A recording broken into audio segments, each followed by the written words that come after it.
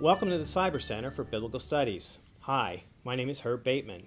Today we want to discuss a book entitled Jesus the Messiah, Tracing the Promises, Expectations, and Coming of Israel's King. Today we have with us one of the authors of that book, Dr. Darrell Bock, Professor of New Testament Studies here at Dallas Theological Seminary. Darrell, welcome. Glad to be with you.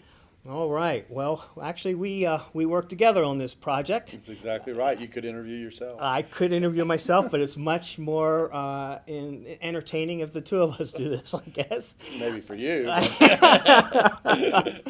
Let me begin by asking, what might you say is the thesis, the overriding thrust of the book?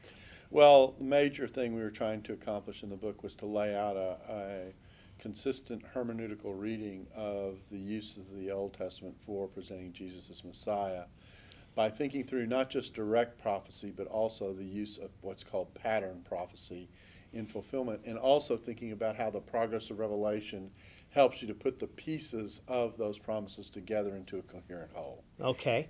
As you think back on the book, we divided the book into parts. What are those three parts, those three segments, and what were we trying to do in each one of those parts? Well, Gordon Johnston was responsible for writing the Old Testament portion, laying out what is happening with each of the passages, particularly short and long-term fulfillments related to many of the passages that end up being used messianically in the New Testament. Then our distinguished Herb Bateman took the Second Temple Jewish period dealing with the intertestamental texts and showed how various themes tied to Messiahship, and particularly coming out of the Old Testament, were woven together in a variety of ways in that period. And then I took the New Testament and dealt with how the New Testament then handled that material, selected certain themes out of the Second Temple period alongside drawing on what the Old Testament was doing to present Jesus as the Messiah. Okay, well, good. What spurred you, or what was the driving force for us to sit down and do this project? What was the catalyst that drove us to write this thing? Well, I think the major catalyst is that there's a lot of stuff on Jesus the Messiah that simply puts two passages next to one another, the Old Testament passage and the New Testament passage, and really ignored what was going on between those two periods of writing in a significant way. And so our desire was to trace that clearly, to explain how passages, many of them have both a short-term understanding and a long-term understanding that applies to Jesus, rather than thinking of them exclusively as simply direct prophecy and direct prediction.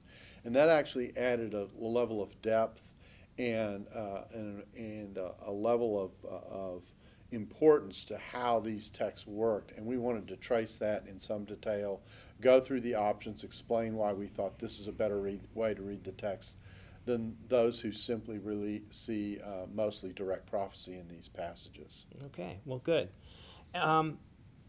Okay, so how might this book be a profitable book for a pastor to purchase and work their way through this project, or even a student who wants to look at Scripture and the big picture of Scripture?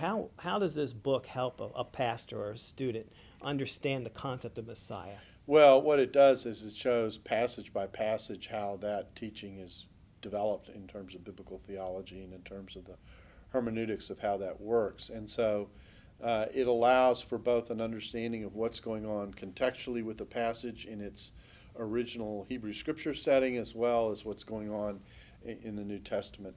And that combination is helpful as you build the pieces together of getting a full portrait of what Messiah is about in the Bible. So very helpful to pastors. It might be every now and again you have to preach on the idea that Jesus is the Messiah. That might happen more than once. And so being able to get the background for that is important. And secondly, I think it helps you to understand the doctrine of the Messiah, how it's built, what pieces come from where, and how that became assembled over time. I think it also adds to your appreciation for the progress of revelation in Scripture and how that works. So there are a variety of benefits that come from a good biblical theological study of Jesus the Messiah. All right. One other question as we wrap up our interview here. What other sources are out there that might be a complement to this work that we've done together? Well, I think the major sources are actually the primary sources themselves, the actual texts that you're dealing with. And in particular, texts that come from the Second Temple Jewish period, not just the texts that we're so familiar with out of the Old Testament, because then we get a comparison and contrast of what we see in the New Testament when we go to the Psalms of Solomon 17 and 18, for example, and we see a militaristic Messiah who's simply what I like to call Arnold Schwarzenegger on steroids.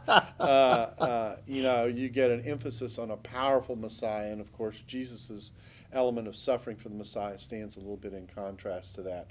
When we look at the variety of expectations tied to the Dead Sea Scrolls, the fact that they were already using Isaiah 40 as a passage for introducing the new era, for example, we get a sense of how what Jesus says fits into the world of theological reflection that was already going on when the time the New Testament was written.